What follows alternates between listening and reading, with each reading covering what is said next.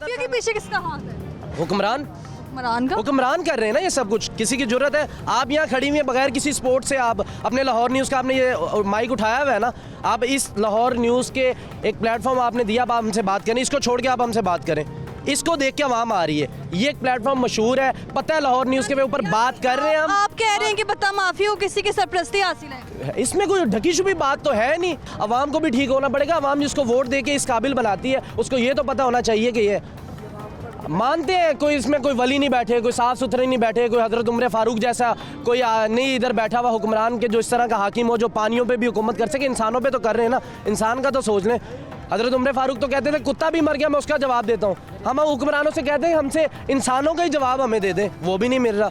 जो एहतजाज किया गया बत्ता माफिया के खिलाफ, आप शामिल थे उसमें? मैं था, लेकिन देखें रंग लाया एहतजाज? कुछ भी नहीं होगा। 100 कर लें, 200 कर लें, सारे अपने देखें ये सारे मेरे रक्षे भाई हैं, हम लोग बैठे रहे, क्या हुआ? हम सब ने एक 1000 रुपये 1500 रुपये की दिहाड़ी छोड़ी। उस दिन हमारे बच्चों को आके ना किसी सदर ने दिया, एहतजाज किए जब जाहिर बात है कोई 2-3 घंटे लगाए, उसी में कोई हम 1000-1200 कमा सकते थे ना, हमें सदर ने भी नहीं दिया, ना देना सदर ने। ये बात सीधी सी है। ये यूनियन वाले खड़े हुए, मैं भी एक यूनियन के साथ हूँ, ठीक है, लेकिन हमें किसी ने नहीं कुछ देना, हमें खुद भी बदलना पड़ेगा। हाँ, यहाँ पर एहतजाज करने से कुछ नहीं होना था। जाते गवर्नर हाउस के सामने बैठ जाते, जाके उनको कहते हैं भाई हम भूखे मर रहे हैं, हमें इधर ही मार दो, हम बैठे हुए, फिर किसी ने बात सुननी थी। तो ऑफिसर ने आके उठा देना था आपको। उठा देना तो यही तो बात है कि हम जानवर है। वो गवर्नर क्या किसी इंडिया का है, पाकिस्तान का नहीं है, हम पाकिस्तानी नहीं है। हमारी बात उसने नहीं सुननी तो किसने सुनी? अभी तो निगरान हुकूमतें चल रही है, किससे कुछ कहेंगे?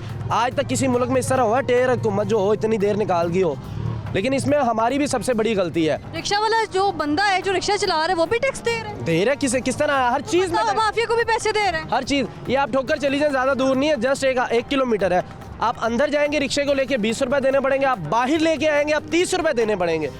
एक 400 या 300 वाली सवारी में से आपने 50 रुपये बगैर किसी रीज़न के, बगैर अपने गाड़ी के फ्यूल एडजस्टमेंट से, हर चीज़ से बालातर हो के आपने 50 रुपये दे के एक सवारी। ये पर्ची माफिया जो सोसाइटी में मौजूद है, जो हस्पतालों में मौजूद है, अगर हस्पताल में भी रिक्शा जाना है तो उसने पैसे देने, रिक्शे वाले ने सोसाइटी में जाना है पैसे देने हैं। ये डिसिप्लिन मेंटेन कर रहे हैं, वो कह रहे हैं कि हम डिसिप्लिन मेंटेन करें, रश भी ना हो, आसानी से आएँ।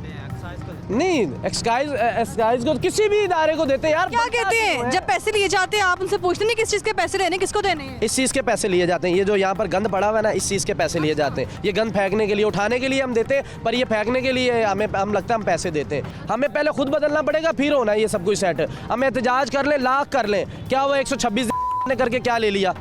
बिलावल भुट्टो कराची से निकल के आया, क्या उसने ले लिया? क्या ले लिया? बड़े बड़े एहतजाजों की बात कर रहा हूँ, हमारी तो किसने बात सुननी है? आज आप एक प्रोग्राम करके आपने भी सो जाना, आपको भी नहीं पता कि रिक्शे वाले पे क्या बीतती है। क्या बीतती है? ये जब ये किसी को कोई कुछ नहीं ना मिलता तो इनको कमज़ोर समझा जाता है। ये हाथ फैलाते हैं यार, किसी को दो, किसी से मांगते उधार, कहते हैं यार इतना बेशर्म इंसान।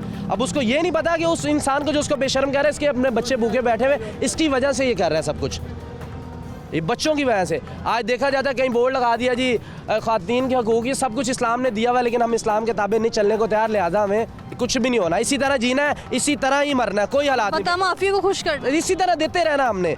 ये हम देंगे, क्योंकि जब कौम खुद अपने हालात नहीं बदलती उसके अल्लाह भी नहीं बदलता। हम देंगे पैसे और वो लेंगे, आज 30 ले रहे हैं, कल वो 100 भी लेंगे, हम देंगे तब भी देंगे, उनको देने पड़ेंगे, क्योंकि हुक्मरान हम। और साहब ताउन करते हैं रिक्शे वालों के साथ और ये बाकायदा मीटिंग्स कर रहे हैं इस हवाले से कि रिक्शे वालों के जो मसले मसाइल हैं उसको हल किया जाए। देखिए, मैं मीटिंग करने से कुछ रिज़ल्ट भी आए ना, क्या रिज़ल्ट आता है? मीटिंग करने से ये रिज़ल्ट आता है कि जो चंद एक जो सदर है मेन एरिया के पता होता है फलां है, उसको छोड़ देते हैं। अगर उसको मिसाल तौर पे 500 का जुर्माना करना होता ना, मुझ जैसे आम बंदे के पास जिसके पास किसी की फ्लेक्स नहीं है, मुझे 1000 रुपये का कर देंगे, क्या होगा?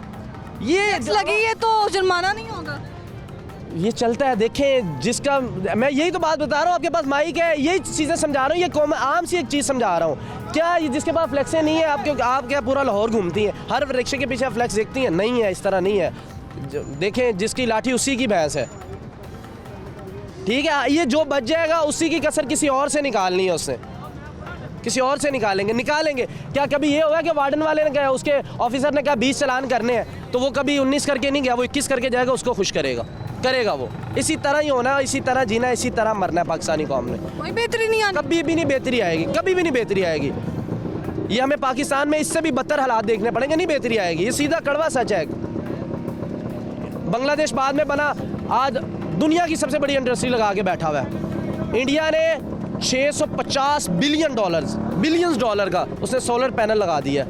हमने क्या किया, हम जो 5,000 अब पता चलता है कि सोलर ज़रूरत बन गई है, उसको महंगा महंगी कर दिया। मैंने खुद 5,200 रुपये में 2016 में ली थी सोलर, अब सोलर देख लें 18,000 रुपये की है। ये हमारी कौम का हाल है। जो इंसान चीज़ को खाता है उसको महंगा कर देते हैं, जो पहनता है उसको भी महंगा कर देते हैं। ब्रांड के शूज़ पहने वो महंगे हो जाएंगे। 2 साल पहले की बात है, कोरोना जब आ गया था तो मार्क्स कितने का मिल रहा था? इससे पहले मैं 99% पाकिस्तानी कौम को पता ही नहीं था कि मार्क्स होता क्या है, पता ही नहीं था। जब आता गया तो क्या हाल हो गया देख लें। आज वो M95 है वो मेरे ख्याल 200 पे पहुंचा हुआ है, जो आम से 1-2 रुपए में भी कोई ख़रीदने को तैयार नहीं था, वो 10-20 रुपए में हुआ पड़ा।